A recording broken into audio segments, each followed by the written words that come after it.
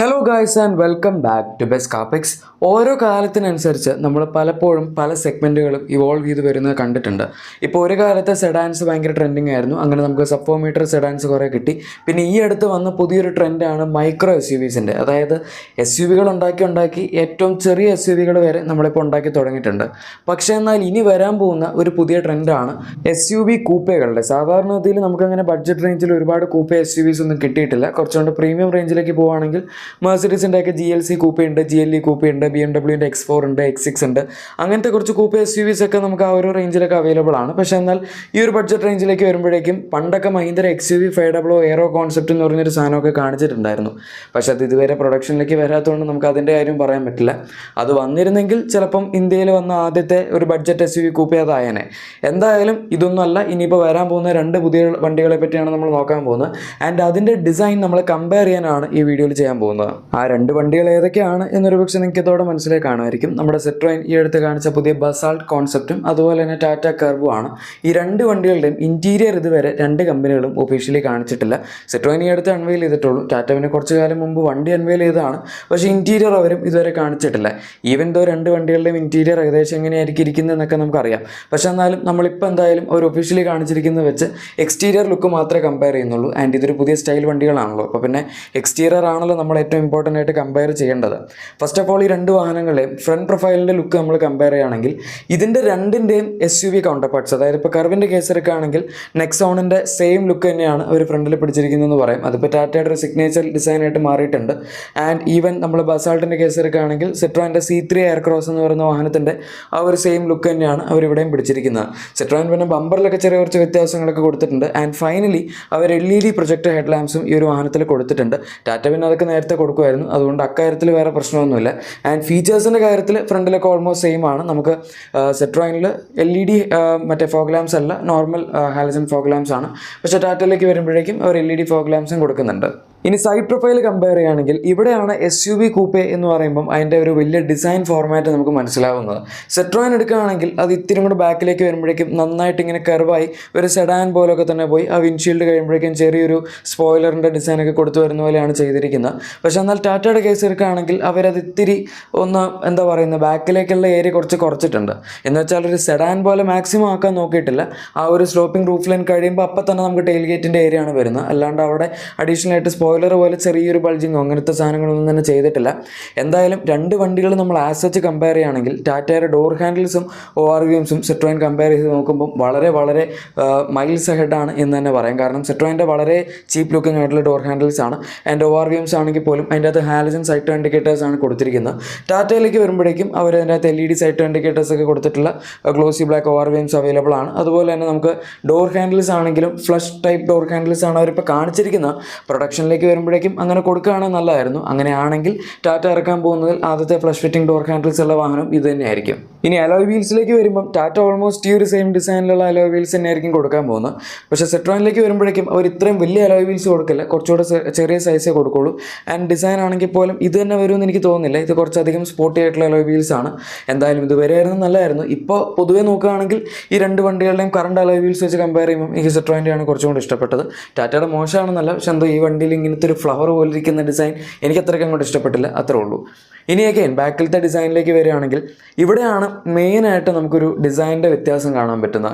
കാരണം ടാറ്റ കുറച്ചധികം ബാക്കിൽ ഏരിയ കൊടുത്തിട്ട് ഒരിത്തിരി ഓവറായിട്ട് പൊക്കി വെച്ചിരിക്കുന്ന പോലെയാണ് എനിക്ക് തോന്നിയത്. പ്രത്യേകിച്ച് ഗ്രൗണ്ട് ക്ലിയറൻസ് ഒക്കെ അത്യാവശ്യം കൂടുതലുണ്ട്. ഓൾറെഡി നമുക്കറിയാം നെക്സോൺ 210 mm ഗ്രൗണ്ട് ക്ലിയറൻസിനടുത്തുണ്ട്. അപ്പോൾ പിന്നെ ഈ വാഹനത്തിലേക്ക് വരുമ്പോഴേക്കും അത്രയും ഗ്രൗണ്ട് ക്ലിയറൻസും ഉണ്ട്. ആൻഡ് ബാക്കിൽ ഇത്തിരി റേസ്റ്റും ആയതുകൊണ്ട് മൊത്തത്തിൽ ഈ വാഹനത്തിൻ്റെ ഡിസൈൻ എവിടെയോ ഒരിത്തിരി ഔട്ട് ഓഫ് പ്രൊപ്പോർഷനേറ്റ് ആയിട്ട് എനിക്ക് പേഴ്സണലി തോന്നി. പക്ഷേ ബസാൾട്ടിൻ്റെ കേസിലേക്ക് വരുമ്പോഴേക്കും അത്ര ഒരു പ്രൊപ്പോർഷനേറ്റ് അല്ലാത്ത ഫീലൊന്നുമില്ല. താഴത്ത് ഓൾമോസ്റ്റ് ഡീസൻ്റ് ആയിട്ട് തന്നെയാണ് പൊങ്ങിയിരിക്കുന്നത്. ഒരുപാട് അവരങ്ങ് എടുത്ത് വലിച്ച് പൊക്കി കയറ്റിയ പോലില്ല.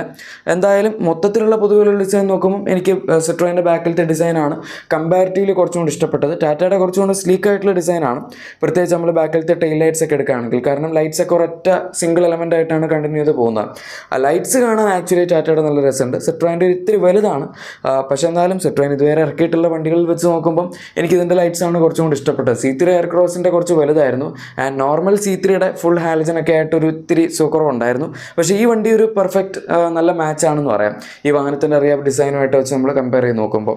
ഈവൻ ദോ ടാറ്റ നമുക്ക് സാധാരണ സെഡാനിലൊക്കെ വരുന്ന സ്ഥലത്ത് സ്പോയിലർ പോലത്തെ ഡിസൈനൊന്നും കൊടുത്തിട്ടില്ലെങ്കിലും ശരിക്കും SUV-കളിൽ വരുന്ന സ്ഥലത്ത് ഉള്ള സ്പോയിലറിൻ്റെ ഒരു ഡിസൈൻ അവർ കൊടുത്തിട്ടുണ്ട്. പക്ഷേ അത് സിട്രോയിൻ കൊടുത്തിട്ടില്ല. അവർ വളരെ പ്ലെയിൻ ആയിട്ട് ആ ഒരു സ്ലോപ്പിംഗ് റൂഫ് ലൈൻ കണ്ടിന്യൂസ് ആയിട്ട് പിടിച്ചാണ് പോയിരിക്കുന്നത്. ഇതൊക്കെയാണ് നമുക്കിപ്പം ഈ രണ്ട് വണ്ടികളുടെയും ഡിസൈൻ കമ്പയർ ചെയ്താൽ പറയാൻ പറ്റുന്നത്. ഈ രണ്ട് വണ്ടികളുടെയും പുതിയ ഒരു ഡിസൈൻ ഫോമാറ്റ്, അതായത് SUV കൂപ്പേ എന്ന് പറയുമ്പം അതിനോട് നിങ്ങൾക്ക് എത്രമാത്രം താല്പര്യം തോന്നുന്നു എന്നുള്ളത് തീർച്ചയായും താഴെ കമൻസിൽ പറയാം. എനിക്കിതൊരു അത്യാവശ്യം ഇൻട്രസ്റ്റിംഗ് സെഗ്മെൻ്റ് ആയിട്ടാണ് തോന്നിയത്. പ്രത്യേകിച്ച് ഇതൊരു ഭയങ്കര ഹൈ വോളിയം സെഗ്മെൻ്റ് ആയിരിക്കുമെന്ന് എനിക്കിപ്പോഴും തോന്നുന്നില്ല. കാരണം ഈ വണ്ടികളൊക്കെ കൂടുതലും സെഡാൻസ് ആയിട്ടായിരിക്കും കമ്പീറ്റ് ചെയ്യാൻ പോകുന്നത്. SUV-കളായിട്ടാണ് കമ്പീറ്റ് ചെയ്യുന്നതെന്നാണ് ടാറ്റ പറയുന്നത്. പക്ഷേ സിട്രോയിൻ പറയുന്നത് ഞങ്ങൾ പിന്നെയും സെഡാൻസ് ആയിട്ടാണ് കമ്പയർ ചെയ്യാൻ നോക്കുന്നത്. കാരണം ഓൾറെഡി SUVസിൻ്റെ കാറ്റഗറിയിൽ നമുക്ക് C3 എയർക്രോസ് ഉണ്ട് എന്നൊക്കെ.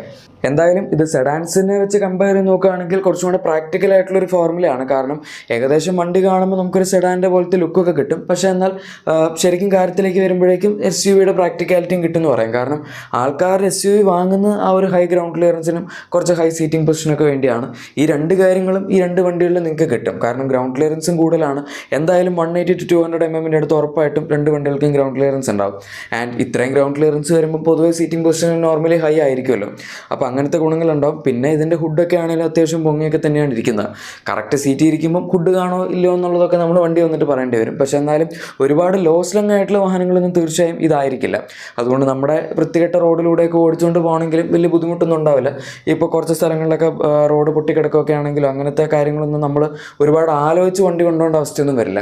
ഈവൻ ദോ സെഡാൻ പോലെയൊക്കെ ലുക്ക് ഉണ്ടെങ്കിലും സെഡാൻസിൻ്റെ ഒരു ഡൈനാമിക്സ് ഒന്നും തീർച്ചയായും ഈ വാഹനങ്ങൾക്ക് കിട്ടിക്കൊള്ളണമെന്നില്ല. കാരണം അത്യാവശ്യം ഹൈറ്റും ഉണ്ട് ആൻഡ് അത്യാവശ്യം നല്ല ഗ്രൗണ്ട് ക്ലിയറൻസ് ഉണ്ട്.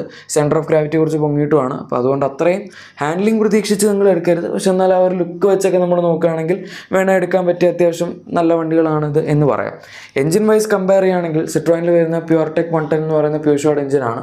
1.2 ലിറ്റർ 3 സിലിണ്ടർ ടർബോ പെട്രോളാണ്. 110 PS പവറും 190 Nm ടോർക്കുണ്ട്. Manual. Automatic 6 speed torque converter എടുക്കുകയാണെങ്കിൽ 205 Nm ടോർക്കാണ് വരുന്നത്. വേറാസ് ടാറ്റ കർവിലേക്ക് വരികയാണെങ്കിൽ നമുക്ക് അതിൻ്റെ അകത്ത് ടാറ്റയുടെ പുതിയ എഞ്ചിൻ വരും എന്നാണ് പറയുന്നത്. അതിനെപ്പറ്റി ഇപ്പോഴും നമുക്കങ്ങനെ ഒഫീഷ്യലായിട്ടുള്ള കൺഫർമേഷൻ ലഭിച്ചിട്ടില്ല. പക്ഷേ പണ്ട് ടാറ്റ ഈ വണ്ടി കാണിച്ച സമയത്ത് പറഞ്ഞ് ഞങ്ങളുടെ പുതിയ 1.2 ലിറ്റർ TGDI പെട്രോൾ എഞ്ചിൻ, ഇതുവരെ അവർ ഉപയോഗിച്ചിരുന്ന MPFI ആണ്. ഇപ്പോൾ വരാൻ പോകുന്ന ടർബോ ഗ്യാസിലിൻ ഡയറക്ട് ഇഞ്ചക്ഷൻ പുതിയ ടെക്നോളജി ഉപയോഗിക്കുന്ന എഞ്ചിനായിരിക്കും.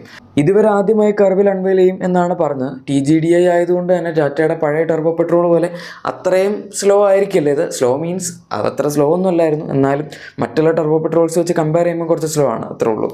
ഈ വണ്ടിയുടെ കേസ് എടുക്കുമ്പം ഇത്തിരി ഫാസ്റ്റ് ആവാനുള്ള സാധ്യതയുണ്ട്. ആൻഡ് ഫ്യൂവൽ എഫിഷ്യൻസിയും കമ്പാരിറ്റീവ്ലി ബെറ്റർ ആവാനുള്ള ചാൻസും ഉണ്ട്. MPFI വെച്ച് കമ്പയർ ചെയ്യുമ്പം TGDI പൊതുവെ കുറച്ചുകൊണ്ട് ഫ്യൂവൽ എഫിഷ്യൻ്റ് ആയിരിക്കും. എന്തായാലും ഇതും 1.2 ലിറ്റർ 3 സിലിണ്ടർ എഞ്ചിൻ തന്നെയാണ്. ഇതിൻ്റെ തന്നെ ഒരു 1.5 ലിറ്റർ 4 സിലിണ്ടർ എഞ്ചിൻ നമുക്കിനി കുറച്ച് കഴിയുമ്പം ഫ്യൂച്ചറിൽ സഫാരിയിലും ഹാരിയിലും ഒക്കെ കാണാനും പറ്റും. എന്തായാലും അതിനൊക്കെ ഇനിയും കുറച്ചുകൊണ്ട് സമയമുണ്ട്. പിന്നെ കർവിൽ നമുക്ക് ഡീസൽ അവൈലബിൾ ആയിരിക്കും. സിട്രോയിൻ എന്തായാലും ഡീസലൊന്നും കൊടുക്കാൻ പോകുന്നില്ല ബസാൾട്ടിൽ. ഗൈസ്, അപ്പോൾ ഇതാണ് കൂപ്പേ SUV-കളുടെ വീഡിയോ. ഇഷ്ടപ്പെട്ടെങ്കിൽ ലൈക്ക് ആൻഡ് സബ്സ്ക്രൈബും ഷെയർ ഒക്കെ ചെയ്തേക്കാം. നമുക്ക് മറ്റൊരു വീഡിയോയിൽ കാണാം. Thank you for watching my video and good bye.